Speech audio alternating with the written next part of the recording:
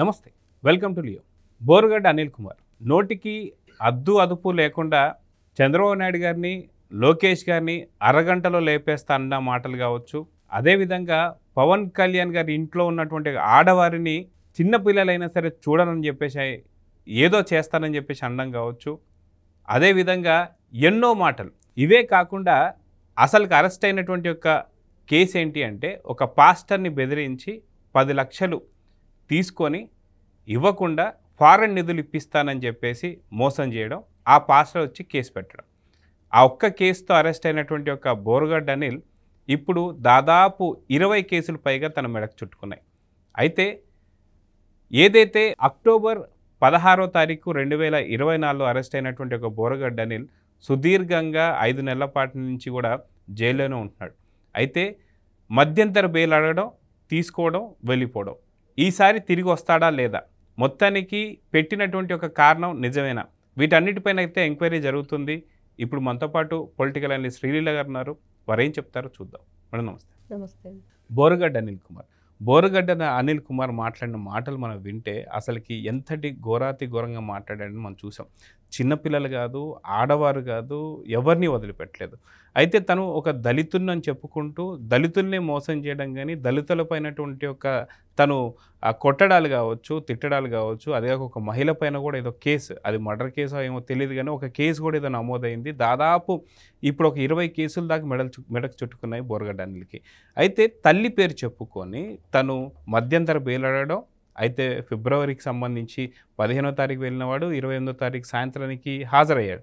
మళ్ళీ మార్చి 1వ తారీఖు నుంచి మళ్ళీ లంచ్ మోషన్, అంటే చాలా అర్జెంట్ లంచ్ మోషన్ పెట్టి మార్చి 1వ తారీఖు నుంచి మళ్ళీ 11వ తారీఖు అడిగాడు. అయితే సర్టిఫికేట్ ఏదైతే సబ్మిట్ చేశాడో లలిత సూపర్ స్పెషాలిటీ హాస్పిటల్ గుంటూరు దగ్గర నుంచి, అది ఇప్పుడు ఫేక్ అని చెప్పి తెలిసింది. అయితే ఇప్పుడు ఏం చేయబోతున్నారు, ఇప్పుడు ఈడ్చుకొని రమ్మని చెప్పేసి అనే అవకాశాలు ఉన్నాయా కోర్టు అంటే ఏం చెప్తారు? అతను చేసింది తప్పు. ఆ తప్పులో అతను కోర్టుకు వెళ్ళి శిక్ష అనుభవిస్తూ రాజమండ్రి సెంట్రల్ జైల్లో ఉన్నాడు. అస్సలు ఈ జగన్ అండ్ కో ఈ బ్యాచ్ అంతా ఎలా ఉన్నారంటే, ఇతను చేసిన రౌడీయిజం, జగన్మోహన్ రెడ్డి అధికారంలో ఉన్నప్పుడు బోరుగడ్డ అనిల్ అనే వ్యక్తి ఎంత అరాచకాలు సృష్టించాడు. వీళ్ళంతా నోటికి పని చెప్పారు బాగా.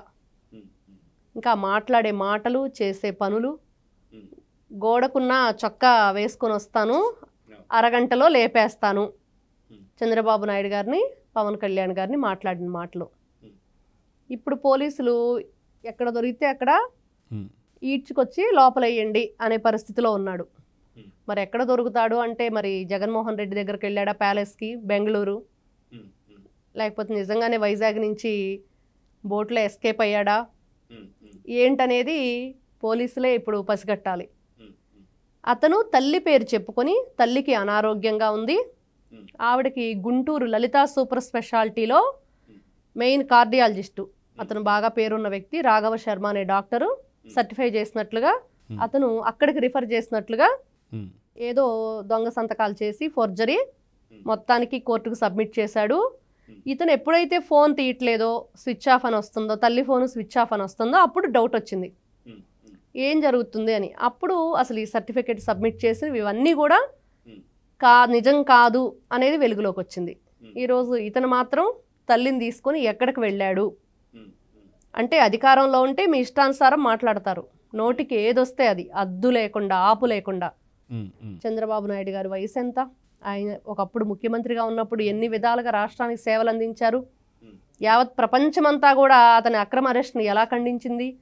ఇలాంటి రౌడీయిజం, రౌడీ షీటర్ అతను ఓపెన్ చేశారండి అతని మీద. గుంటూరు రౌడీ షీటర్ అనే అంటారు బోరుగడ్డ అనిల్ అంటే.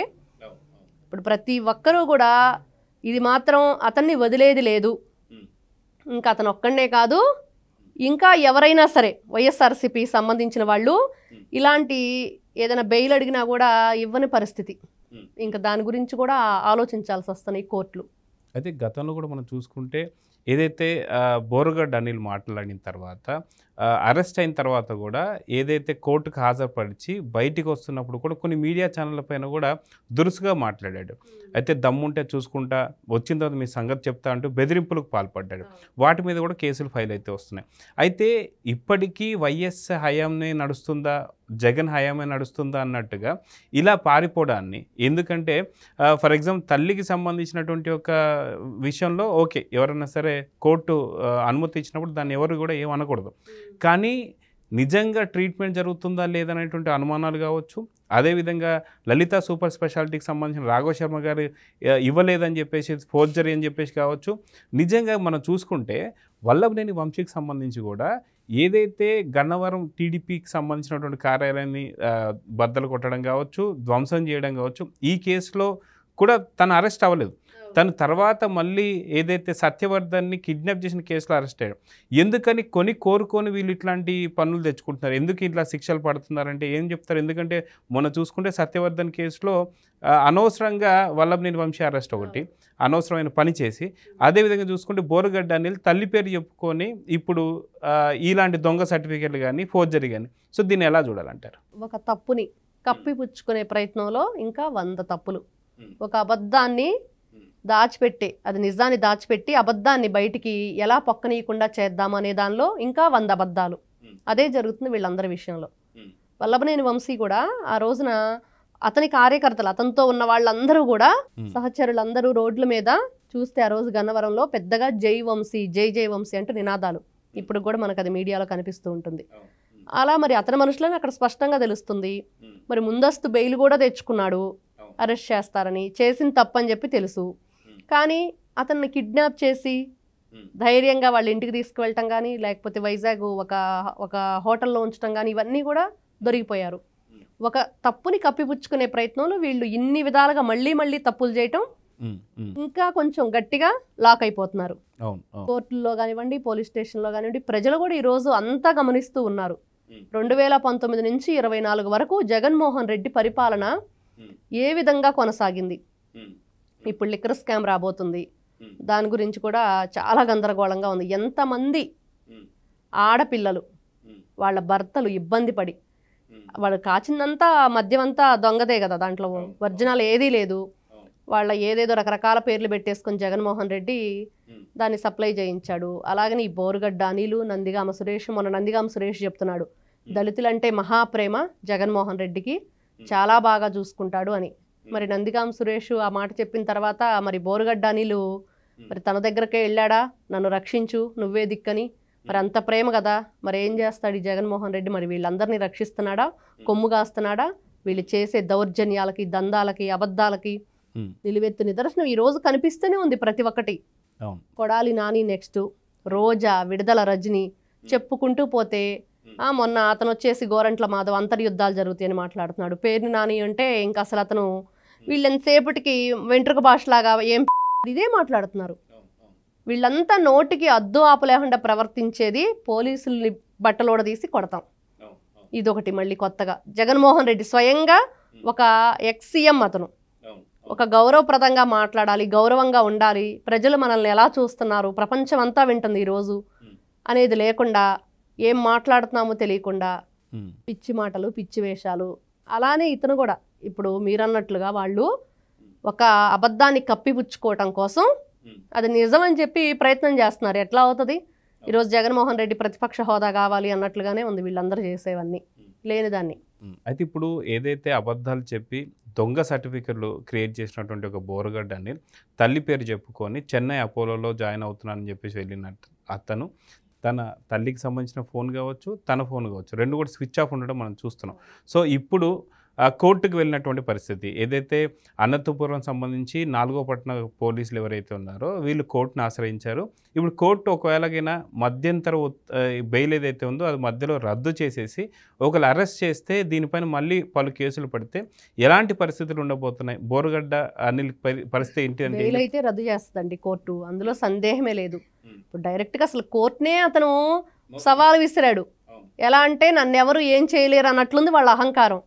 నువ్వు ఆల్రెడీ శిక్ష అనుభవిస్తూ 5 నెలలుగా జైల్లో ఉండి అబద్ధం చెప్పి తల్లికి హెల్త్ బాగాలేదన్నావు. ఎవరైనా సరే దాన్ని, ఎవరికైనా మానవత్వం ఉంటుంది, వాళ్ళు హ్యూమన్ వాల్యూగా దాన్ని పరిగణలో తీసుకొని అతనికి బెయిల్ మంజూరు చేశారు.